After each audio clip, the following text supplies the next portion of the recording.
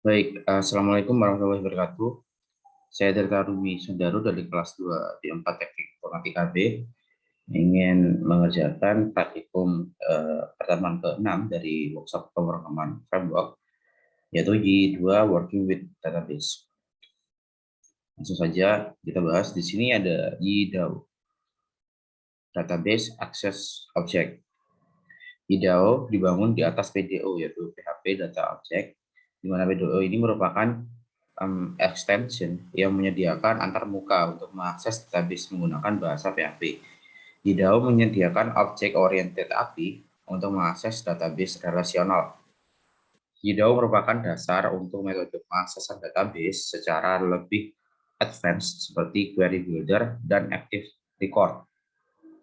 YDAO ini dapat langsung mendukung DBMS seperti berikut ini. Ada MySQL, MariaDB, SQLite, PostgreSQL, Qt versi 9.3 ke atas, Oracle, dan juga MS SQL versi 2008 ke atas. Koneksi ke database. Nah, untuk dapat mengakses database, Anda harus terhubung ke database tersebut dengan cara membuat instance dari y/db/connection. Seperti ini ya instance-nya. Akses ke database seringkali dilakukan dari beberapa tempat berbeda. Koneksi database akan lebih tepat jika dikonfigurasikan pada application komponen. Lihat script di atas. Nah, ini merupakan application komponen ya. Biasanya letaknya ada di konfigurasi. Kita langsung coba saja buka.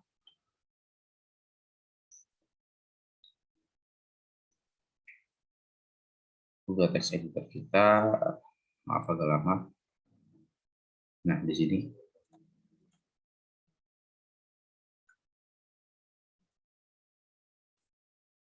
Oke.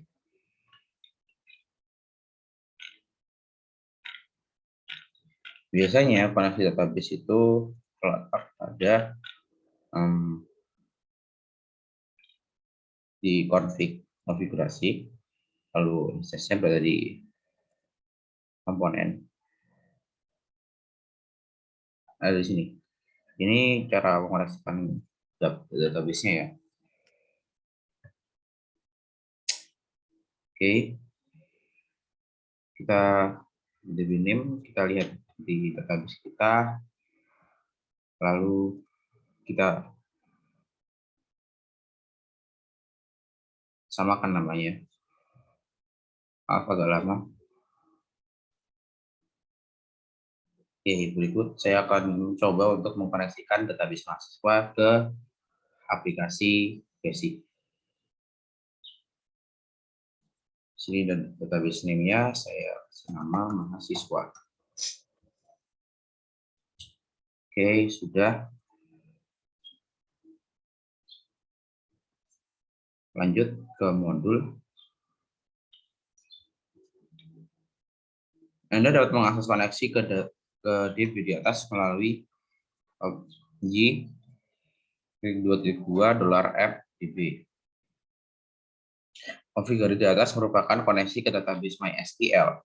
Untuk database lain, pastikan nilai dari properti DSN diisi dengan nilai yang sesuai dengan database server yang sedang digunakan.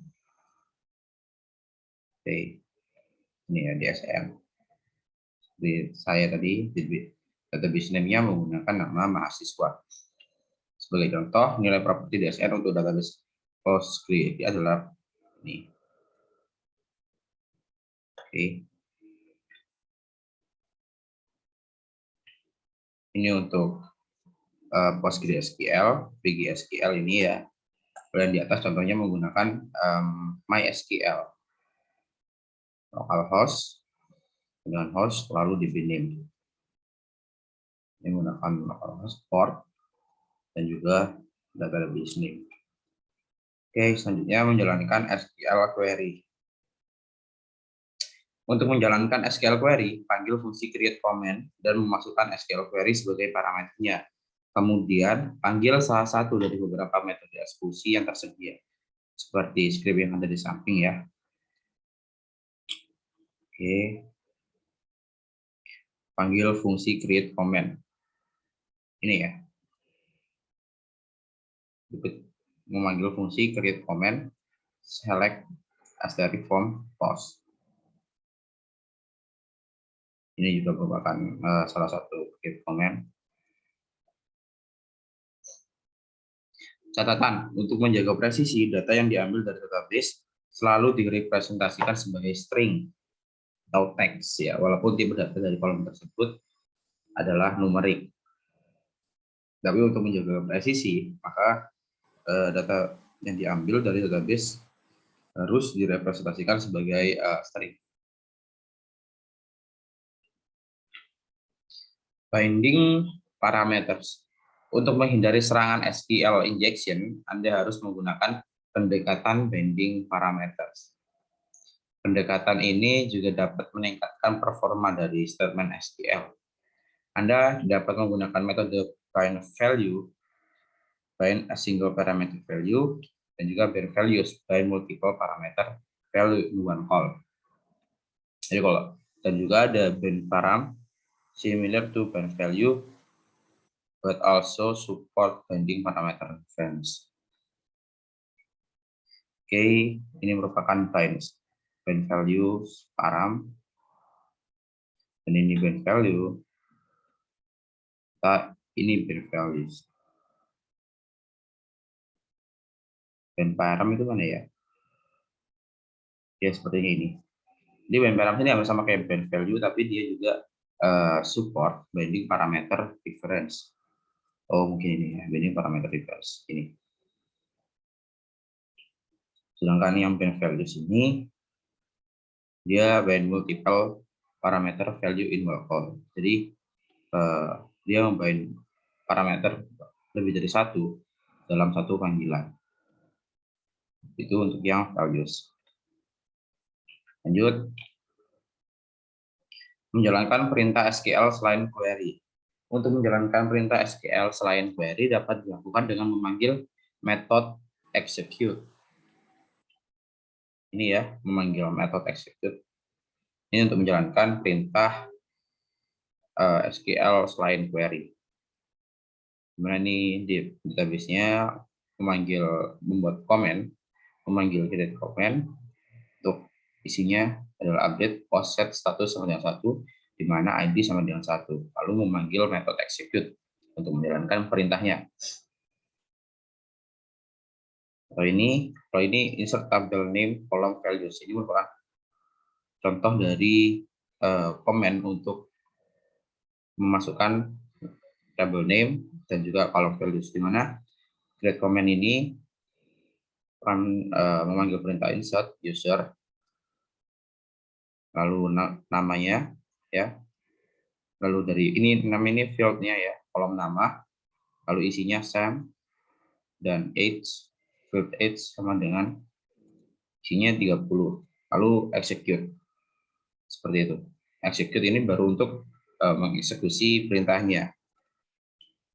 Di bawahnya juga sama, hanya beda perintah saja seperti itu. Untuk perintah-perintah DML selain menuliskan statement SQL dasar, dapat juga dilakukan dengan memanggil metode insert, update, dan delete sebelum memanggil metode execute. Seperti ini. Ini update, ini delete. Sebelum execute ya. Oke, selain menuliskan statement SQL dasar, dapat juga dilakukan dengan memanggil metode insert, update, dan juga delete sebelum memanggil metode execute. Seperti itu. Oke. Meletakkan nama tabel dan kolom dalam tanda petik. Quote.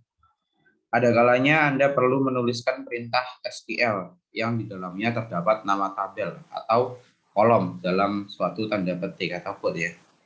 Misal, Anda ingin menjalankan perintah SQL select sum salary from employee. Aturan penggunaan quote berbeda antara DBMS satu dengan yang lainnya, menambah kerumitan dalam menulis perintah SQL untuk aplikasi yang database-nya agnostik database, yaitu tidak terikat dengan jenis DBMS. Dalam YDAO, Anda dapat mengquote nama kolom dalam double kurung kotak atau kurung siku dan nama tabel dalam double kurung kurawal. Contohnya seperti ini. Ini untuk nama kolom. Maaf ya, ini nama kolom dan nama tabel dalam quote dan nama tabel dalam double kurung Kurawa seperti ini. Oke, ini nama tabelnya, sedangkan ini nama kolomnya. Itu untuk Yidao. Jadi untuk yang kolom di sini menggunakan kurung kota atau kurung siku, sedangkan untuk nama tabelnya menggunakan double kurung Kurawa.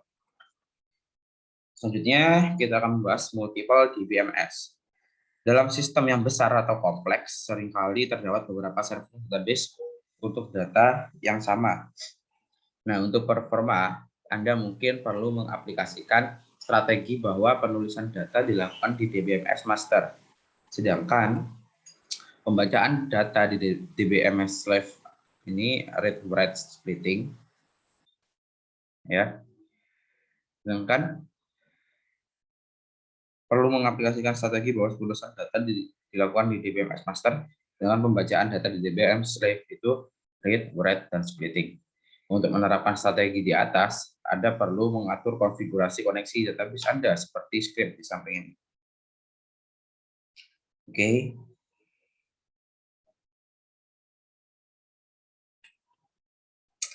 Kita perlu mengatur konfigurasi koneksi database terlebih dahulu ya.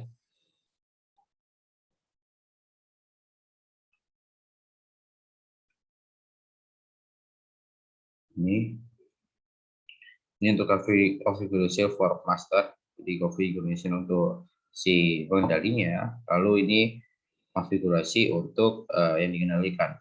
Saya menangkapnya seperti itu.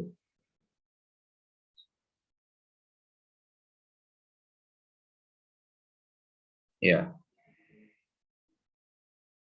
database master slave. Yang di slave ini read, write, dan splitting. Dengan konfigurasi seperti script di samping, setiap penggunaan metode execute akan dianggap sebagai perintah write. Baik, read, write, splitting. Untuk yang setiap pemanggilan metode execute itu sama dengan perintah write dan dilakukan pada DBMS master. Oke. Sedangkan penggunaan metode query XYZ akan dianggap sebagai perintah read dilakukan pada DBMS slave. Jadi yang bagian write itu adalah DBMS master, sedangkan yang read itu adalah DBMS slave. Seperti itu. Kalau yang write itu setiap penggunaan metode execute, sedangkan yang read itu penggunaan metode query XYZ.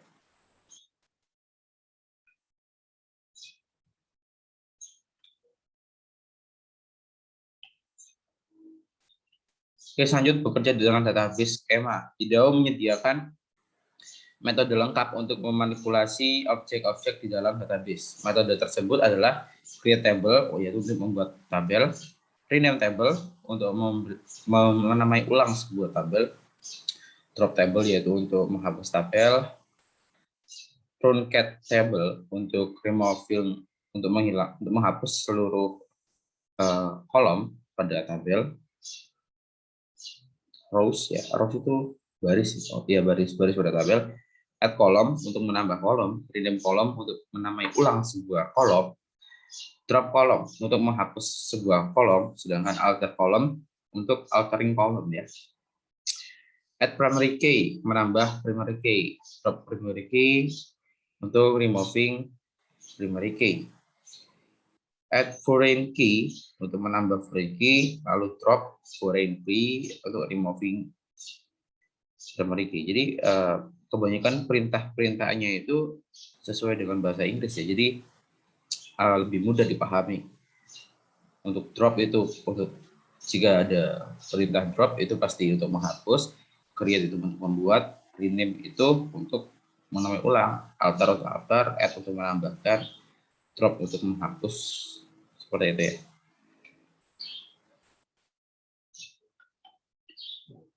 Lanjut selanjutnya ada Query builder. Query builder ini dibangun di atas Jidao. Dengan query builder memungkinkan Anda untuk membentuk statement SQL secara akrostik. Itu tidak terikat tadi ya. Penggunaan query builder normalnya membutuhkan 2 langkah. Yang pertama yaitu membuat objek y/db/query yang merepresentasikan SQL query. Lalu selanjutnya menjalankan metode query, misal al dari query di database Y untuk mengambil data dari database. Metode al ya, jadi untuk mengambil data dari database. Script di atas akan menjalankan statement SQL seperti di bawah ini, script ini ya.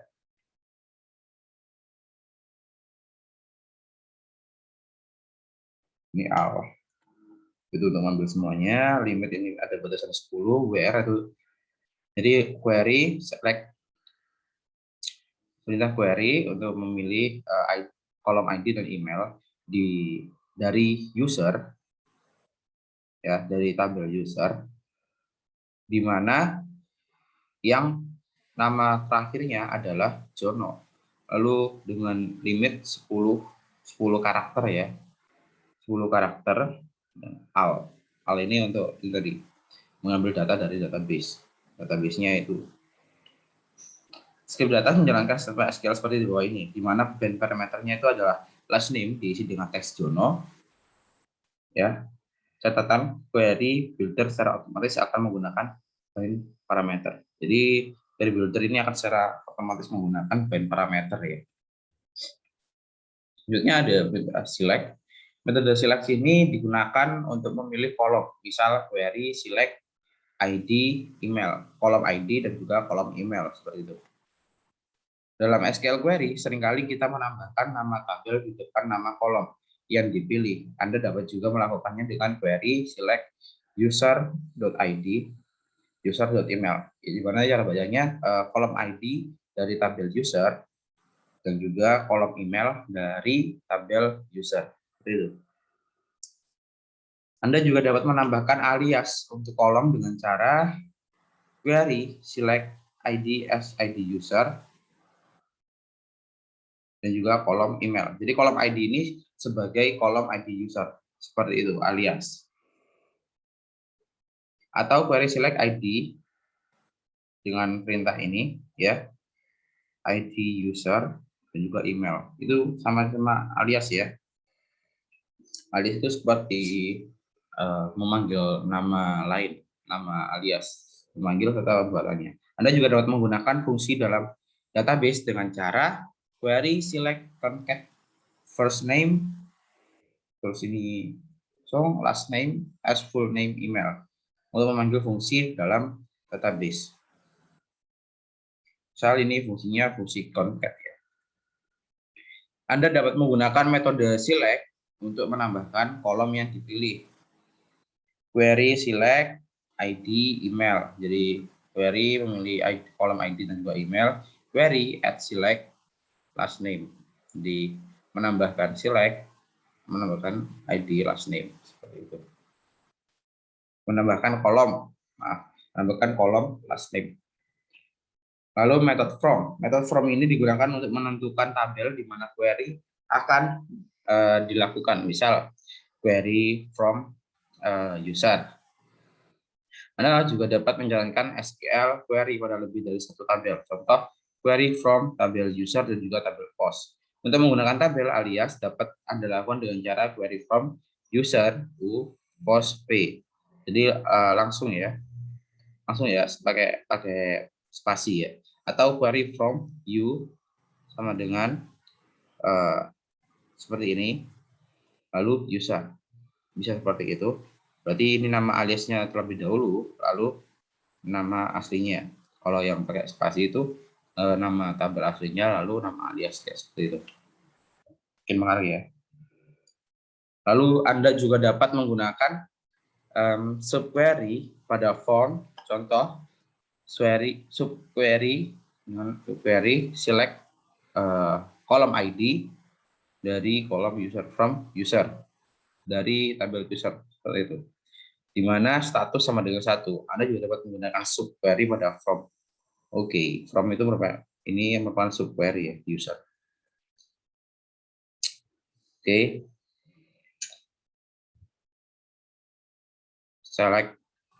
select from select ID from user where status sama satu.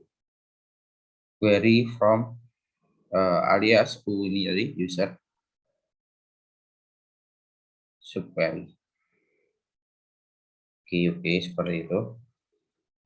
Lalu di sini ada method where, di mana method where ini digunakan untuk menuliskan kondisi dari SQL query.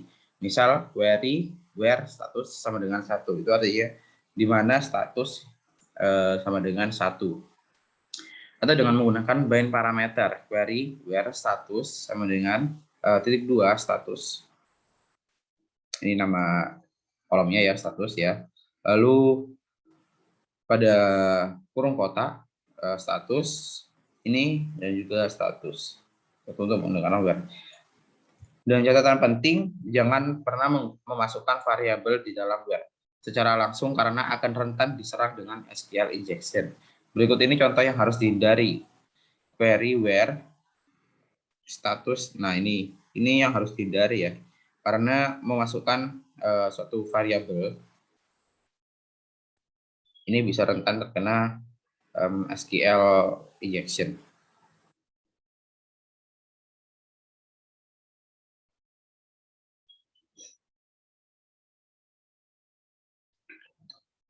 Anda dapat menuliskan beberapa kondisi di dalam WR menggunakan hash format. Beberapa kondisi ini digabungkan dengan operator AND. Contoh seperti ini ya, contohnya ya.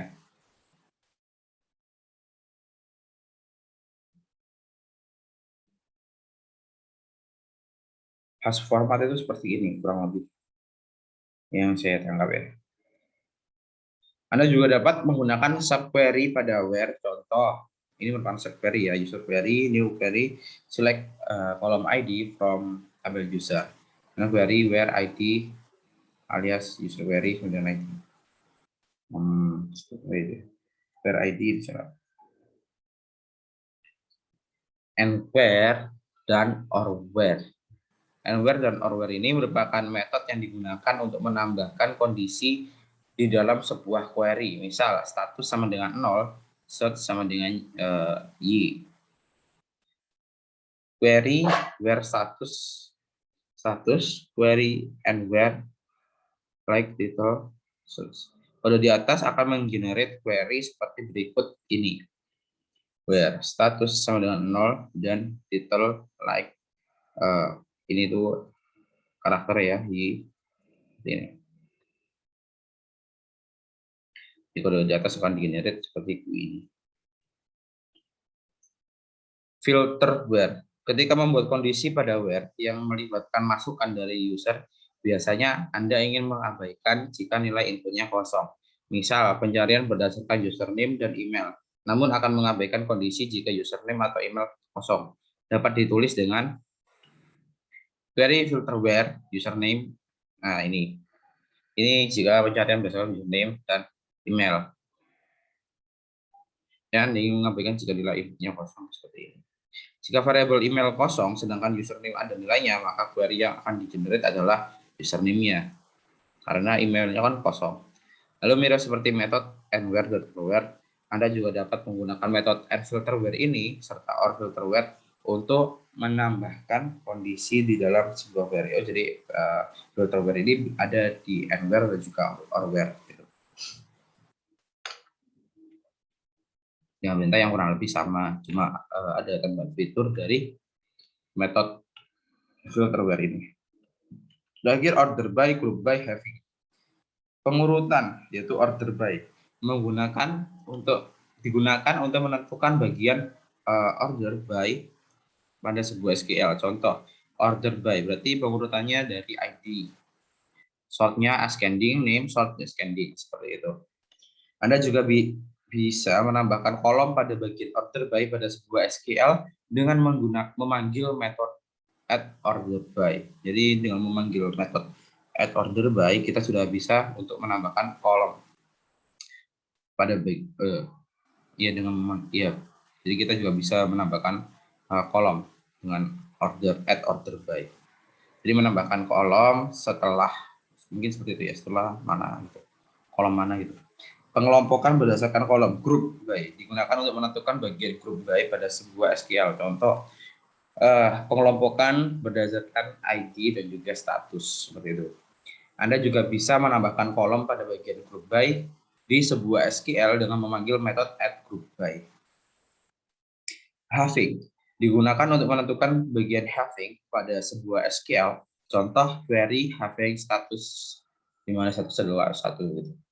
Anda juga bisa menambahkan kolom pada bagian having di sebuah SQL dengan memanggil metode add having. Jadi kebanyakan seluruh metode ini order by, group by, having bisa ditambahkan dengan menambahkan kata add sebelum nama metodenya tanpa spasi kayak gitu. Limit dan offset.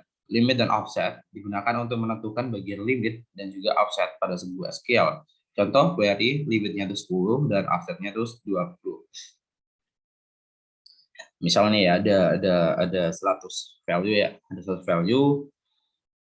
Jika perintahnya itu limit 10 dan offset 20, di mana limit 10 ini berarti 10 karakter.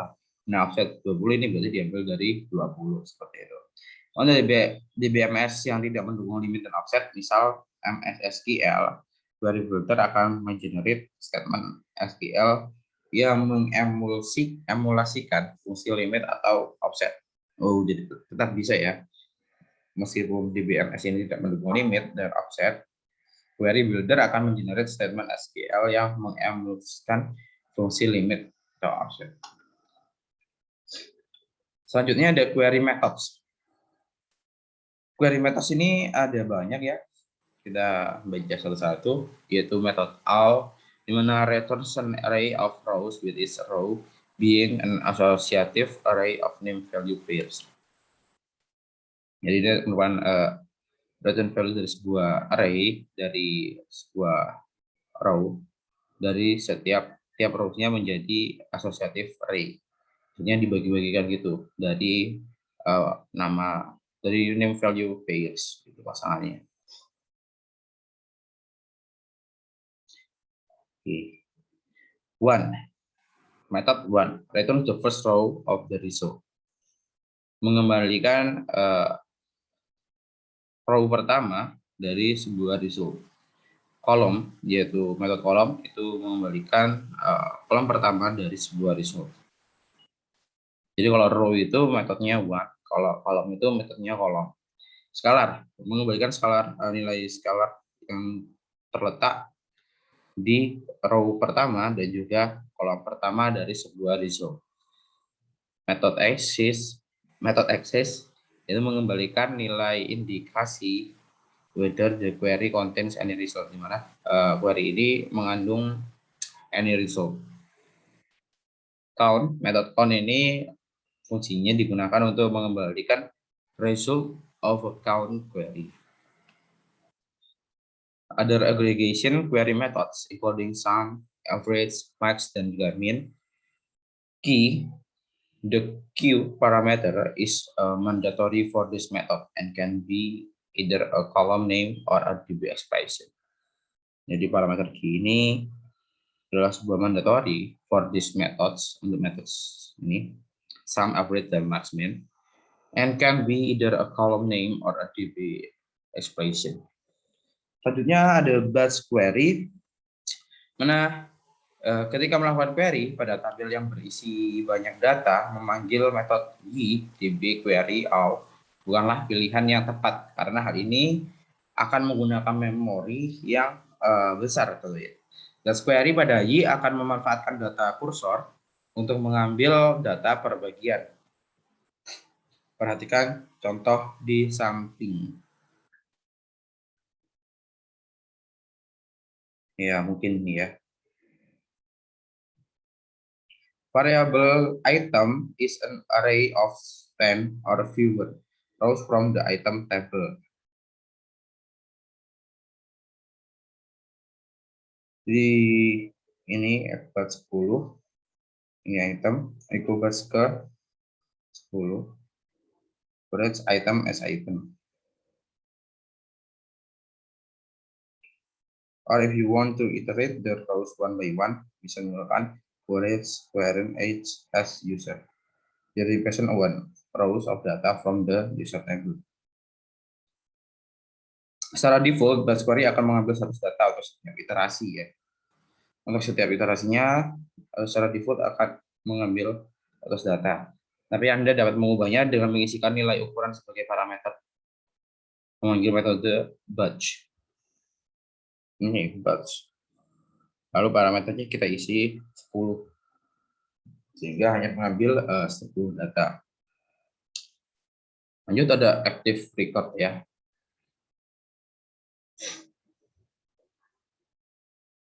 Active record ini menyediakan antarmuka secara object oriented untuk mengakses dan memanipulasi data pada suatu database. Sebuah kelas active record ini diasosiasikan atau dihubungkan dengan sebuah tabel dalam database. Sebuah instance dari active record ini atau AR berkorespondensi dengan sebuah baris pada tabel tersebut. Misal, customer adalah sebuah AR ya, yang diasosiasikan dengan tabel customer. Maka untuk menambahkan sebuah baris dalam tabel customer dapat dilakukan dengan cara seperti berikut. Membuat objek ya, customer. Ini dari customer. Lalu untuk masukkan tabel customer name yang Xiu, customer save seperti ini. Ini adalah sebuah AR yang diasosiasikan dengan tabel customer. Maka untuk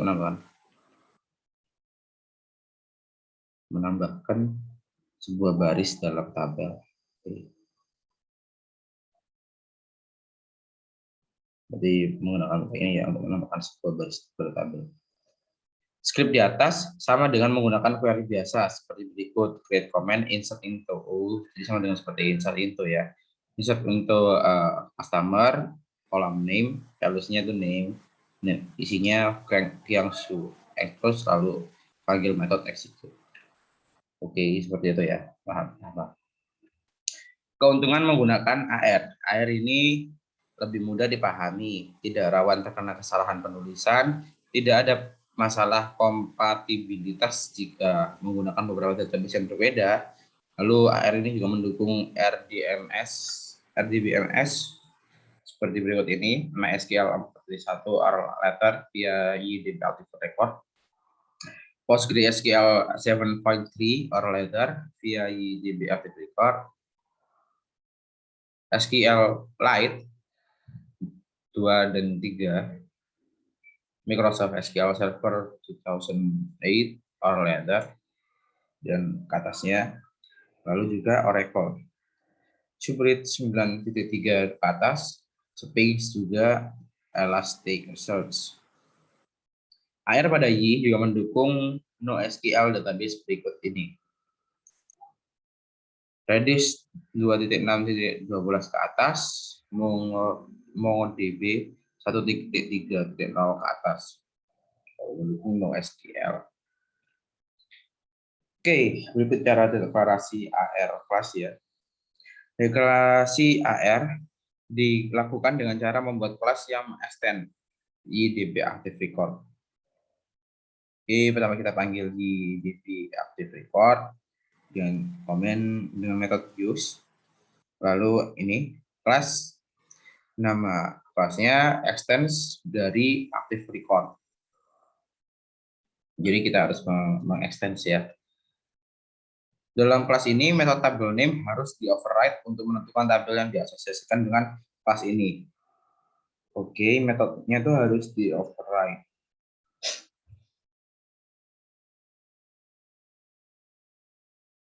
Instance AR dianggap sebagai model, sehingga kelas AR biasanya diletakkan di dalam namespace app model. Oke. YDB Active Record ini merupakan kelas yang mengextend kelas Y base model, sehingga semua fitur dari kelas model juga dimiliki oleh kelas AR seperti attribute validation rules dan attribute label dan lain-lain. Oke. Oke ya. Jadi YDB Active Record ini merupakan kelas yang mengextend kelas dari model dari model pada base gitu. Tapi secara default kelas AR akan menggunakan komponen aplikasi DB. Mana sintaksnya seperti berikut. I titik 2 app DB untuk terhubung dengan suatu database. Lanjut ya, ada query data. Setelah AR terdeklarasi, Anda dapat menggunakannya untuk mengquery data dengan langkah-langkah seperti berikut. Buat sebuah objek query dengan memanggil metode GDB_record find, metode find ya. Atur objek query dengan memanggil metode dua query building seperti where, order by, dan lain-lain. Panggil salah satu metode query untuk mengambil data seperti all, one, dan lain-lain. Karena di atas mirip seperti penggunaan query builder, hanya saja output yang dihasilkan berbentuk objek dari AR. Ini merupakan file, ini yang find ya, buat sebuah objek dengan memanggil metode. Atur objek query dengan memanggil metode dua query building seperti where, ordered by ini ya. Lalu panggil salah satu metode query untuk mengambil data. Sini menggunakan all untuk mengambil data itu all.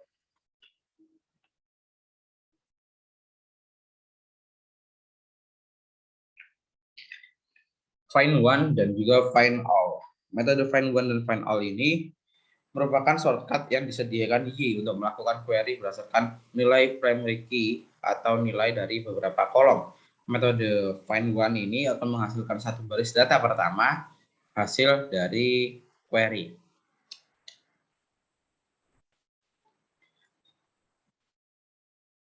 Oke, ini data pertama ya. Sedangkan yang metode find all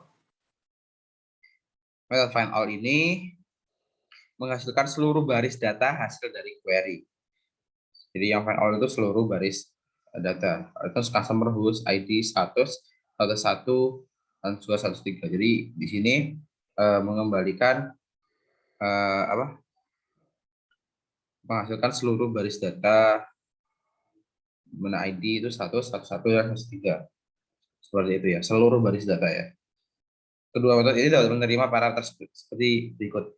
Nilai scalar value, nilai tersebut dianggap sebagai primary key untuk data yang akan dicari. Sebuah array berisi nilai scalar. Nilai tersebut diperlukan sebagai nilai primary key yang akan dicari sebuah associative array key value pair. Selanjutnya, mengakses data pada AR. Query melalui kelas AR akan menghasilkan data dalam objek bentuk atau instance AR. Setiap atribut dari objek AR ini memiliki nama sesuai dengan nama kolomnya pada tabel yang nanti akan diasosiasikan dengan kelas AR atau case sensitive. Atribut-atribut tersebut di-generate oleh Y secara otomatis. Jangan membuat atribut baru pada kelas AR dengan nama yang sama dengan nama kolom pada tabel yang diasosiasikan dengan kelas tersebut.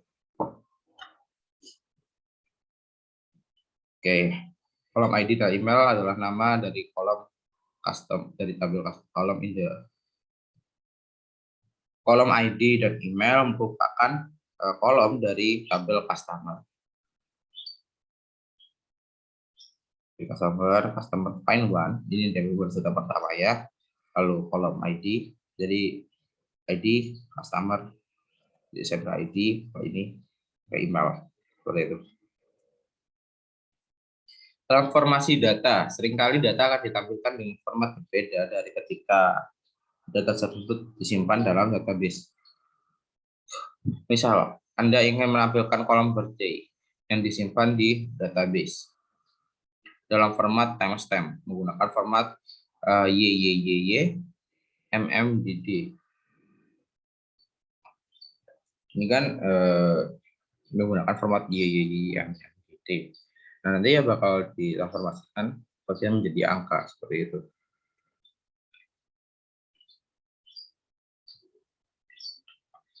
Anda dapat melakukannya dengan menambahkan metode yang berfungsi untuk mentransformasi data di metode sampling. Nih.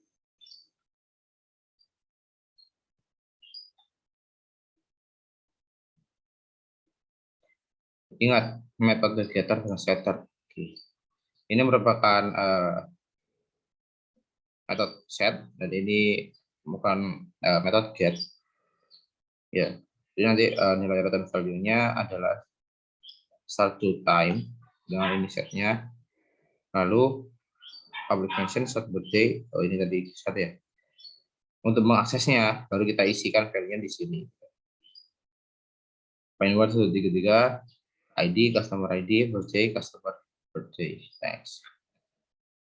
Mengambil data dalam mengambil data dalam bentuk array.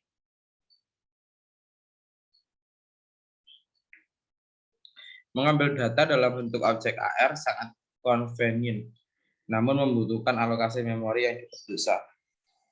Untuk menghemat penggunaan memori, Anda dapat mengambil data dalam bentuk array dengan cara memanggil metode asArray. Sebelum menjalankan metode query, kekurangan dari metode ini adalah Anda akan kehilangan fitur-fitur yang melekat pada objek AR. Misalnya, tipe data dari atribut pada objek AR otomatis disesuaikan dengan tipe data pada kolom di tabel. Sedangkan pada array semua tetap bertipe string ya. Jadi kekurangannya itu ya. Menarikan tipe datanya itu string. Tapi nanti atribut pada objek AR ini otomatis disesuaikan dengan tipe data sesuai pada kolom tabel. Kayak gitu. Return all customer, if customer is written as a objective array where the index or column name is stable. Array atau mengambil data dalam batch.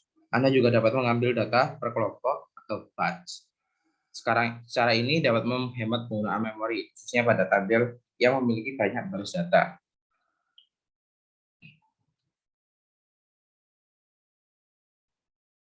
Customer is an array of 10 or fewer customer object.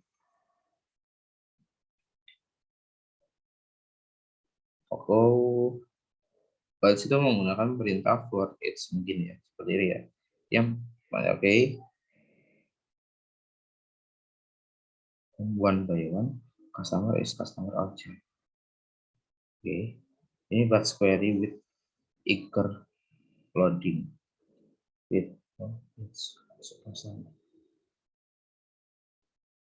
Oh, jadi langsung mengambil data per kelompok ya. Seperti itu. Menyimpan data. Dengan AR, Anda dapat dengan mudah menyimpan data ke dalam database. Saya siapkan extend AR. Setelah itu berikan nilai untuk atribut pada AR. Panggil metode di dbObjectRecord save untuk menyimpan data ke dalam database. Metode save dapat melakukan insert ataupun update tergantung keadaan instance AR-nya. Lihat screen samping. Ini merupakan insert ya, metode save untuk insert, untuk melakukan insert. Dengan yang ini metode save untuk melakukan update.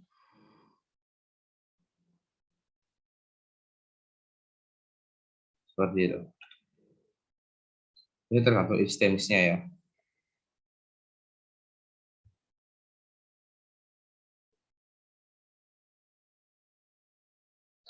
Validasi data. Karena kelas Y dbObjectRecord di-extend dari kelas Y base model, kelas AR juga memiliki fitur validasi yang sama. Jadi AR ini juga memiliki fitur validasi yang sama ya dengan models ya. Anda dapat mendeklarasikan aturan validasi pada kelas AR dengan mengoverride fungsi role. Ini fungsi rules-nya di override. Ketika Anda memanggil metode save, secara default dia akan menjalankan metode validasi terlebih dahulu. Ini validasi ya. Berarti sebelum save, secara otomatis akan validate terlebih dahulu. Namun jika metode validate ini mengembalikan nilai true value, nilai true ya, maka data akan disimpan ke dalam database. Tapi sebaliknya, jika terdapat kesalahan pada validasi tadi, maka metode validate akan mengembalikan nilai true dan tidak akan disimpan ke database. Jadi proses save-nya ini gagal, akan dikembalikan ke dalam database. Jika Anda ingin menyimpan data dalam menjalankan metode validasi, Anda dapat memanggil fungsi show false. Jadi nanti data diambilkan karena false. Seperti itu. Lanjut, dirty attributes. Ketika Anda memanggil metode save untuk menyimpan atau mengupdate data melalui ARG, hanya akan menyimpan dirty attribute. Sebuah atribut dianggap dirty jika nilai atribut tersebut telah diubah setelah atribut tersebut dibaca dari database.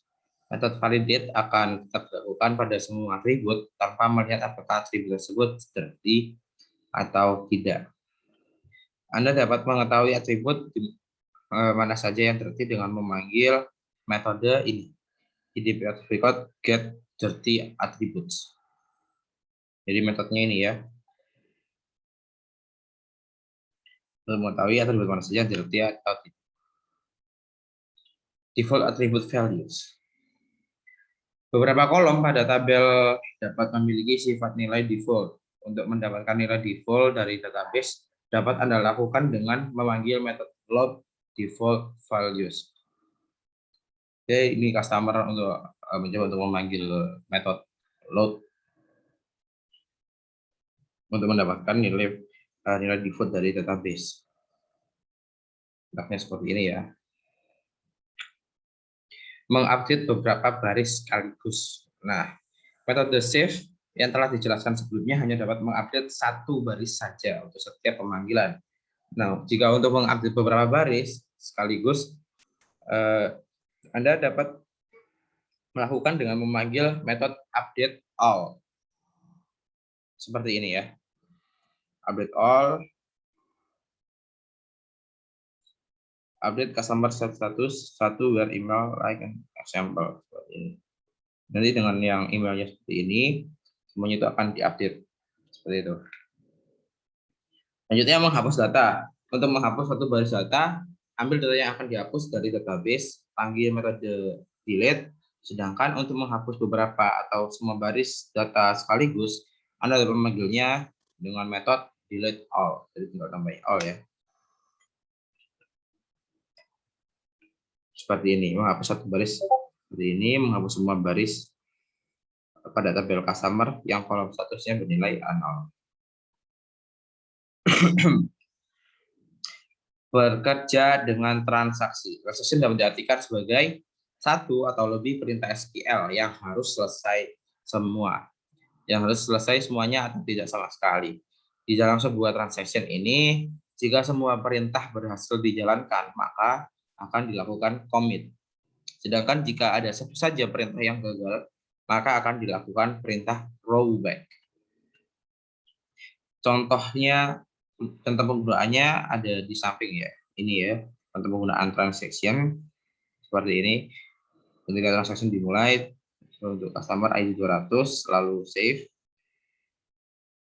lalu order DB operation, itu operation DB lainnya, transaction commit ya. Jika semua perintah berhasil dijalankan, maka akan dilakukan commit. Exception in transaction rollback. Jadi jika terjadi exception, error ya, akan rollback. Dimana itu perintah gagal, satu perintah yang gagal.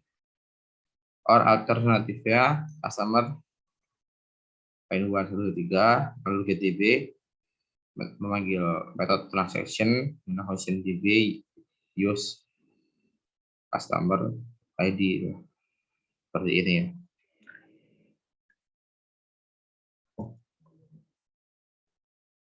Bekerja dengan relational data. Selain bekerja dengan tabel tunggal, Active Record juga mampu untuk membawa serta tabel yang berelasi dengan tabel utama. Sebagai contoh, data customer berelasi dengan data order, di mana seseorang customer dapat memiliki satu atau lebih order. Oke, relational data ya, saya bekerja deh. Kita ulang lagi. Selain bekerja dengan tabel tunggal, Active Record juga mampu untuk membawa serta tabel yang berrelasi dengan tabel O, harus direlasikan terlebih dahulu ya. Sebagai contoh, data customer berrelasi dengan data order. Data customer relasi dengan data order. Seorang customer memiliki satu atau lebih order. Dengan deklarasi relasi yang benar, Anda dapat mengakses daftar order dari seorang customer melalui ekspresi ini. Customer orders. Ekspresi ini akan berisi array dari objek AR orders. Gitu. Nah, ini cara deklarasi relasinya. Untuk bekerja dengan relasi menggunakan AR, Anda harus mendeklarasikan relasi di dalam kelas AR terlebih dahulu. Jadi harus mendeklarasikan dalam kelas AR terlebih dahulu. Langkah deklarasinya sederhana, cukup dengan mendeklarasikan metode relation untuk setiap tabel yang berrelasi dengan tabel dari AR. Lalu setiap metode untuk relasi harus diberi nama dengan format get xyz, di mana xyz ini disebut sebagai nama relasi. Fungsi has_many digunakan untuk mengakses relasi one to many, sedangkan has_one digunakan untuk mengakses relasi one to one, seperti hubungan customer order tadi juga ya, kayak itu ya. Lalu mengakses relational data.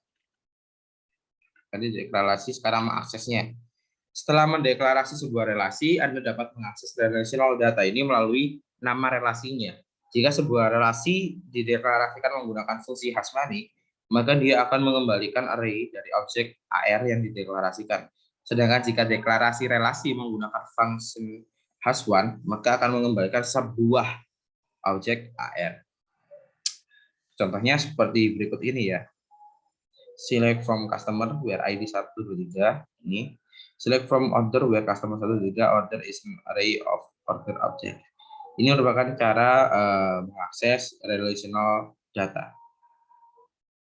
dengan cara memanggil namanya. Relasi melalui junction table. Di dalam konseptual data modeling, kadang kita mendefinisikan relasi many to many. Misal relasi antara tabel order dan juga tabel item, di mana setiap order dapat berisi beberapa item dan satu item dapat berada dalam beberapa order. Pada kondisi ini dibutuhkan sebuah tabel relasi yang biasanya disebut sebagai junction table. Anda dapat mendeklarasikan relation melalui junction table ini dengan cara memanggil metode via atau metode via table. Seperti contoh ini via, ini merupakan untuk mendeklarasi melalui junction table dan memanggil metode via. Via terus namanya nama kolomnya order item. Seperti itu.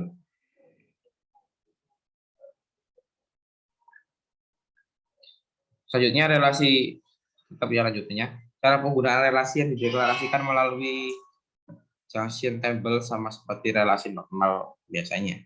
Contohnya seperti di bawah ini. Nah, sama seperti biasanya ya.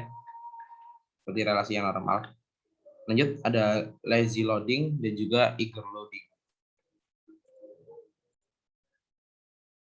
Nih, data pada tabel relasi dapat diakses seperti mengakses sebuah properti normal. Pengaksesan seperti ini disebut sebagai lazy loading, yang artinya query pada tabel relasi hanya akan dilakukan jika data pada tabel relasi tersebut dibutuhkan atau dibaca untuk pertama kali. Perhatikan contoh di samping atas. Baris kode yang pertama hanya akan menjalankan SQL pada tabel customer saja, yang ini ya. Lalu baris kode kedua akan menjalankan SQL pada tabel order, di mana kolom customer ID sama dengan 1, 2, 3. Selanjutnya pada baris ketiga tidak menjalankan SQL apapun karena customer order sudah pernah dilakukan sebelumnya. Karena sebelumnya sudah dilakukan, maka di sini tidak menjalankan SQL apapun. No SQL execute. Penulisan kode seperti di samping disebut sebagai lazy loading. Lazy loading sangat convenient digunakan, namun untuk beberapa case penggunaan lazy loading ini memiliki performa yang kurang baik atau yang buruk.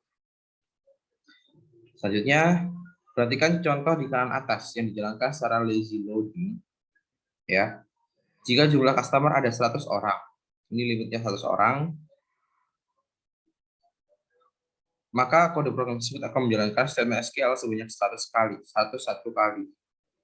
Oh, tidak efisien.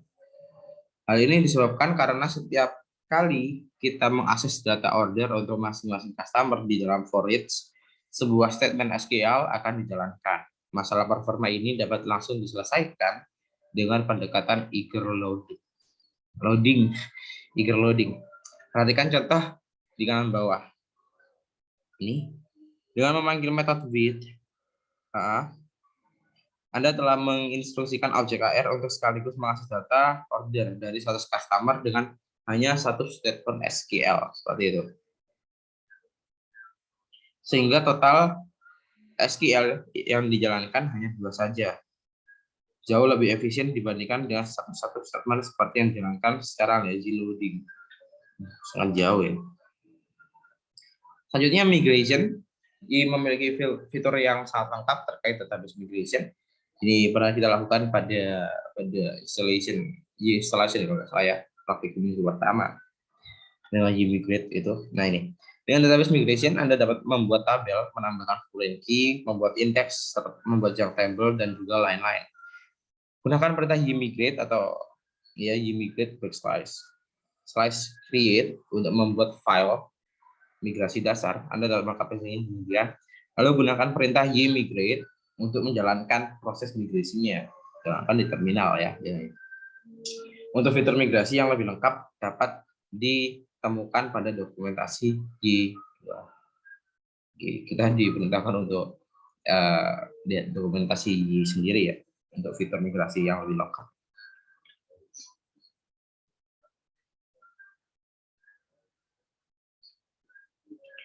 Oke, use YDB migration ini untuk create, lalu sektornya seperti ini. Ya, kurang lebih seperti itu ya. Ini untuk membuat file migrasi dasarnya ya. Migrate /create. Lalu untuk menjalankannya kita ketikkan komen migrate. Ini pernah dilakukan di praktikum minggu pertama di installation ya. Ya, kurang lebih seperti itu percobaan working with database kali ini pada minggu ke-6. Mohon maaf banyak kurangnya. Sekian dari saya. Undur diri. Wassalamualaikum warahmatullahi wabarakatuh.